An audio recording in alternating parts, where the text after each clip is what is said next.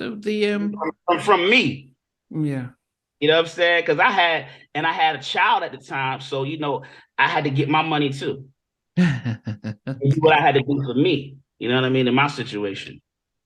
So how many years in all did you spend with Teddy?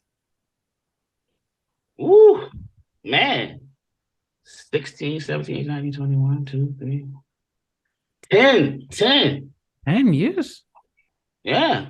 16 to 20, 16, 17, 18, 19, 21, 2, 3, 4, 5, 6. Yeah. Yeah. At least, yeah. 16 to 26. So you're talking about from like 1991 to like what, 2005, 2006? I mean, I'm sorry, 1991 to 2001. 93 to. Yes, sir. Because the album didn't come out. I didn't get the Capitol deal till 2000. Wow. Okay. So you talking about all of this time, with him, sitting up under him, learning, and getting paid, brother. Not missing one check. And we were able to get more deals and opportunities. So, even though my record never came, I've called myself the best never came out album story. But tell me this. When you look at that arrangement, because you were were you on staff as a writer? Were you on retainer? Was it work for hire? Describe that arrangement when you got down in terms of, because obviously you're there. The arrangement was more just straight deals. The Interscope situation was I was signed, and as long as they stayed there, Jimmy kept taking care of the artists. You understand? So if you were signed to that Interscope situation umbrella, because you gotta think, Blackstreet selling 7-10 million records. So the label good.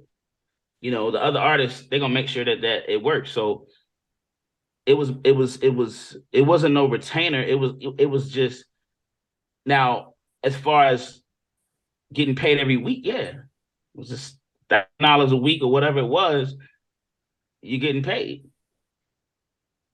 Okay. So were you with LOR? What do you mean? Were you signed to LOR? Were you signed to Life for Riley?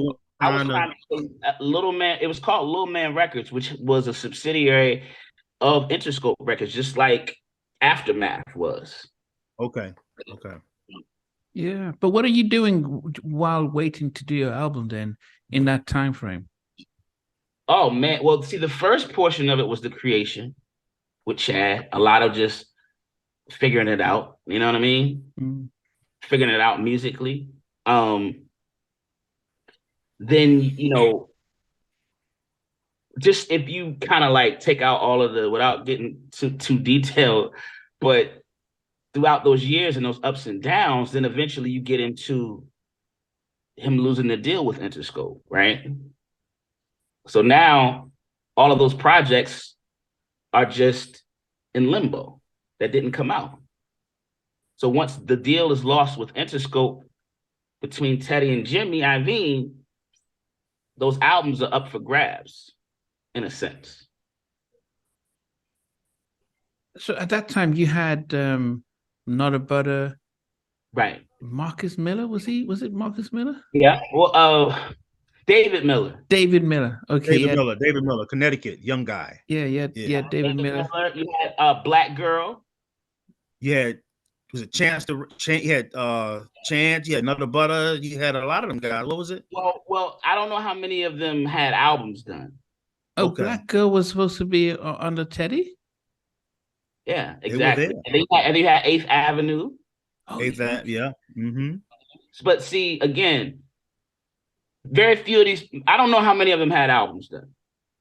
So by me having an album done, there was the guy that took over, a manager named Jack Pontoriero, who's an industry guy, okay?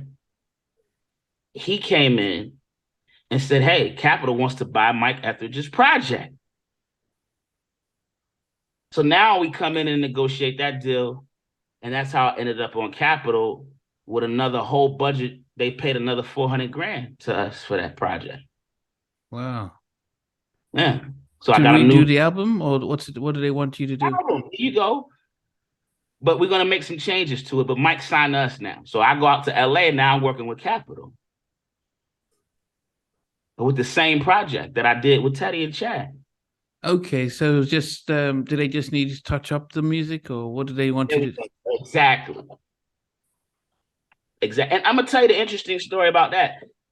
Master Plan, the song Master Plan, even after we did that, because me and Pharrell, we never our relationship didn't dissolve. So there's a Neptune remix by Pharrell to that record that never came out, because even when I got signed to Capitol, I had the relationship, so I had them do a remix to it. Like, now I can work with y'all too. But what y'all doing? But Capitol couldn't understand it, so it never came out. It was crazy too. Oh, they didn't think it was up to it? Nope, they didn't think it would work because they didn't know. They were a bunch of white executives and old black radio people who just didn't get it. But had they not come out with anything by that time, the Neptunes? Had they not had a hit? They only had, I'm gonna tell you what they had. They had the Noriega record, was all they had. Stupid Dog, yeah. Okay. They had the what record. So they didn't get it yet. Yeah. So I guess that's 98, yeah. Wow. I mean, yeah. So you come out on Capitol with Master Plan. What was your thoughts about how they promoted the single, the whole project? Everything dissolved at that point. It was a disaster just because, again, it goes back to, at this point, I'm older. You know what I'm saying? I know what I want to do musically is different than just what I was doing with Teddy. So that's where the problem started coming in with that. You know what I mean? It wasn't so much the promotion. It was just, I knew, look, music is changing. R&B is different now. It's not the same as when I came up. Mm-hmm. Let us adjust. And I want to talk about some other different topics and subjects. And, I started exploring that with Nubian Queen and different records on that album. And they were cool with that, but it was just Roy Lott, man. He just didn't get black music. None of the black artists survived that chapter with Capitol. Wow. Yeah, so it was more so just that. And then too, I said, look, man, I want to take it into more inspirational zone with the music, because I saw what was working and what people would gravitate. I saw how music was changing. You had a lot of different